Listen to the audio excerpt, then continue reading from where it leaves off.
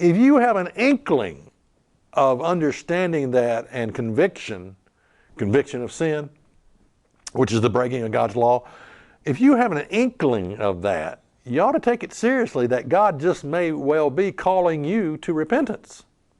Okay? Because God is, no one can come to God unless the Father draw him, and the promise is to as many as the Lord our God shall call. Now 1 Corinthians 1 and verse 26 says, "For you see your calling, brethren, how that not many wise men after the flesh, not many mighty, not many noble are called." You know, that's a lot of people not called at this time. We have a whole huge category of people who are simply not going to be called at this time. Okay? So another reason churches are maybe dying and church attendance is getting smaller is because God is not calling everybody at this time. Okay? So you have to let that sink in. All right? Now another reason I think churches are dying and getting smaller in numbers is that God has his limitations. Because God has given us the freedom to make choices, he has placed incredible limitations on himself.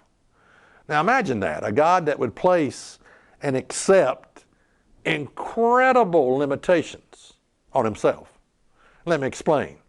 A woman gets raped. A child gets abducted.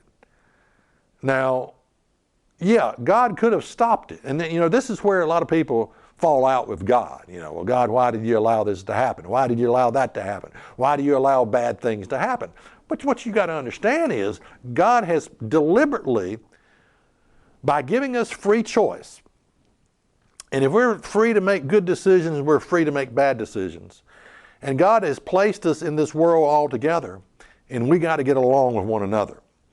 And so you have by placing limitations on himself, he's allowed people to make bad choices.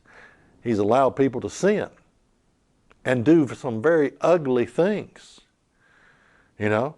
And so when we say, we cry out, well, God, why didn't you stop this? Why did you allow this?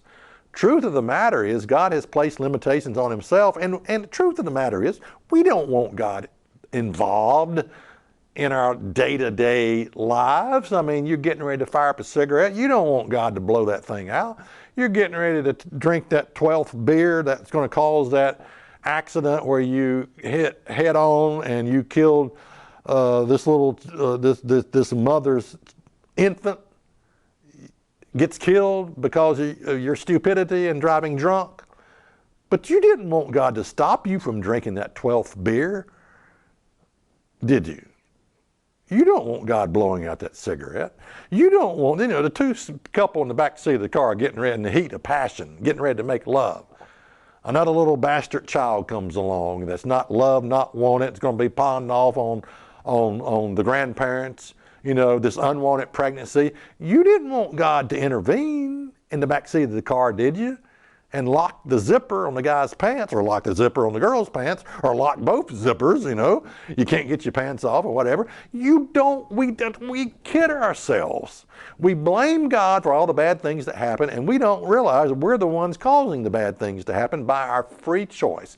God has placed incredible limitations on himself by giving us free choice. If we're free to make good choices, we're free to make bad choices.